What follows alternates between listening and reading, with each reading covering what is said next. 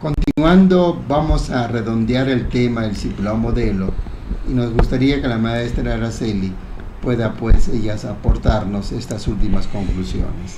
Bueno, pues vemos dentro de los misterios menores lo que es la trascendencia y la inmanencia. La inmanencia sería los misterios menores, que es el perfeccionamiento personal, el cuidado de tu cuerpo físico, tu realización personal.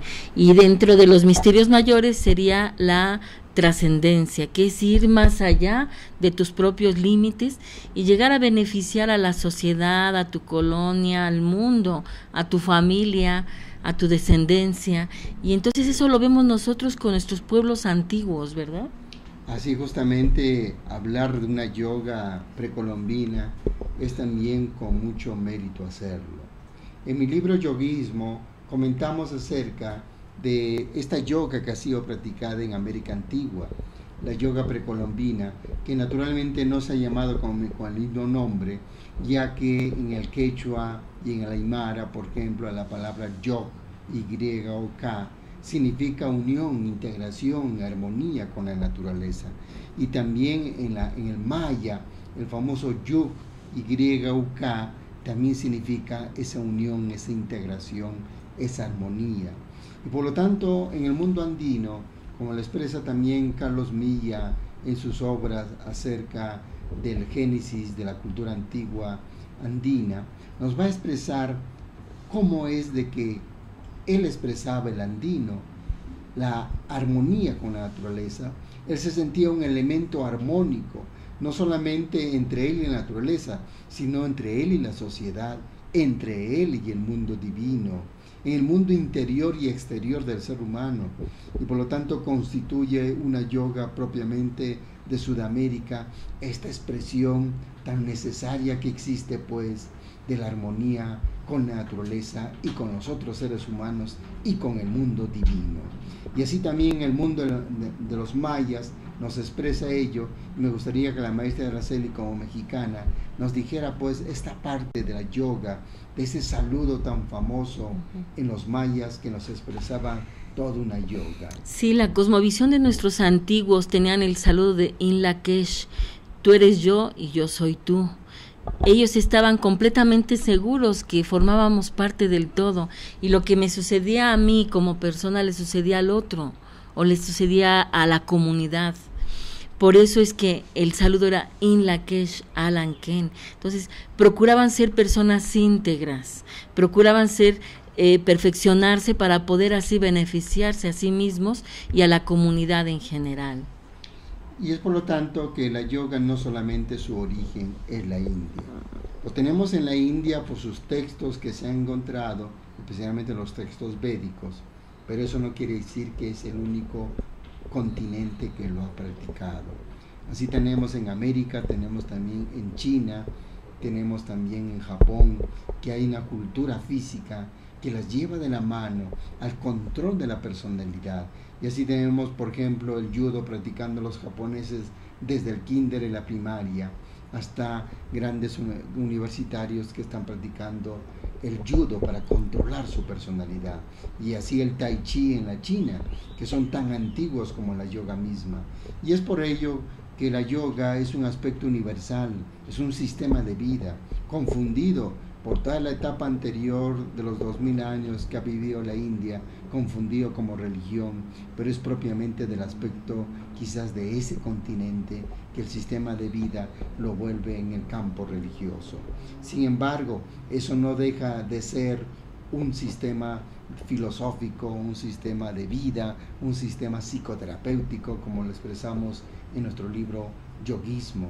Y dicho sea de paso, también hay que observar que en este mundo andino y en este mundo mesoamericano en el norte, ¿no?, su expresión está dado también en sus reliquias que se han encontrado en los olmecas, en los mayas, ¿no?, las huacas en el Perú, y todo lo que es el contenido básicamente de la expresión morfológica en el ambiente antropológico en América Antigua. Y así pues, nuestra querida maestra Araceli quisiera agregar algo más de esta expresión de la cultura antigua de América como mexicana. ¿Cómo se siente con la práctica de la yoga en Antigua América? Pues maravilloso. Yo creo que en la cosmovisión de nuestros antiguos señala que todo estaba íntimamente relacionado. Ellos tenían una gran astrología, también manejaban una gran cosmovisión con los astros. Sabían que los astros regían diversas partes, tanto la siembra, el cultivo, cuando era posible sembrar, respetar la madre tierra, y así como respetar y hacer ciertos rituales. Utilizaban mucho también la luna. Entonces era muy importante esa correlación del universo con el ser humano y con la vida en nuestra tierra.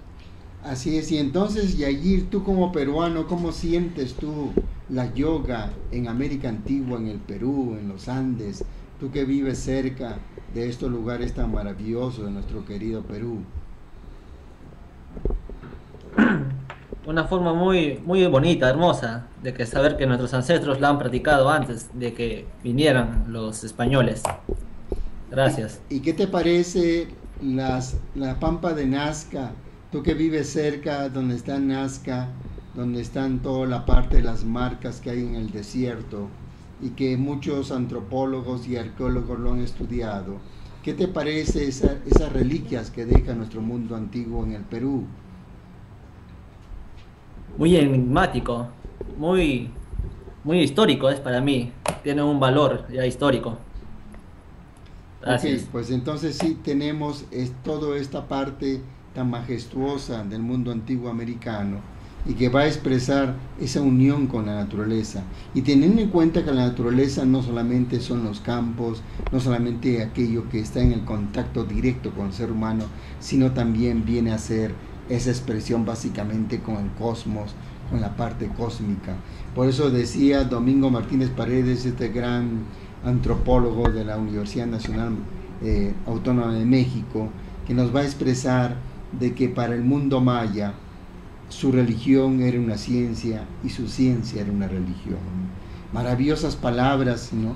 Y comentaba el maestro David Ferriz Olivares, que era amigo justamente de Domingo Martínez Paredes, estas palabras tan maravillosas en una obra denominada Génesis de las Culturas Antiguas de América, y que decía el maestro David Ferriz Olivares acerca de la cultura maya, la cultura inca, que habían sido las culturas más humanistas que existieron en la historia de la humanidad por su cosmovisión que tenían, porque aquí no existía una filosofía humanista, lo que existía era un humanismo vivencial, a diferencia de Europa.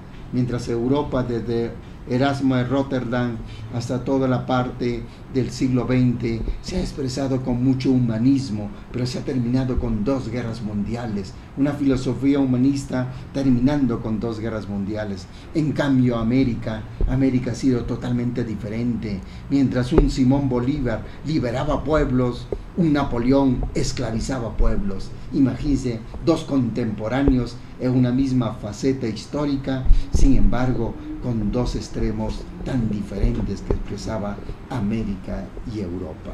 Entonces es maravilloso la expresión de los americanos y la expresión misma en la cultura antigua, que siempre ha buscado a la comunidad, siempre ha buscado el bienestar humano.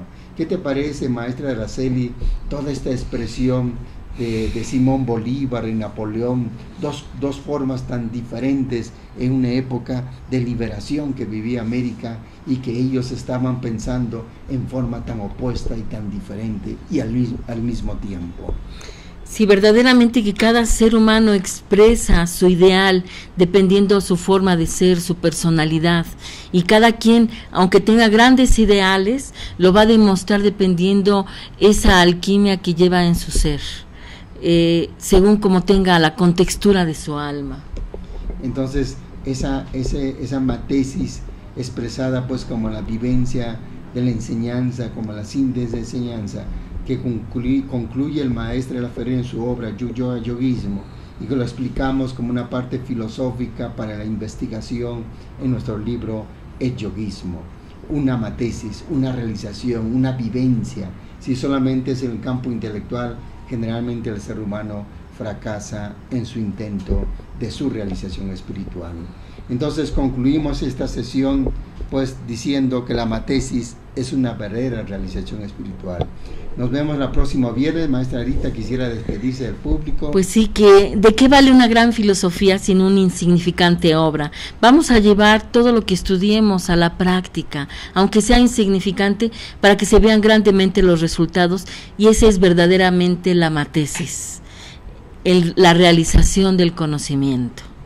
Muchas gracias, que Dios los esperamos. bendiga. Les esperamos el próximo viernes. Los que desean conectarse, por favor, por medio de Skype Planeta 2013 TV, pueden estar con nosotros los viernes de 5 a 6 de la tarde. Muchas gracias.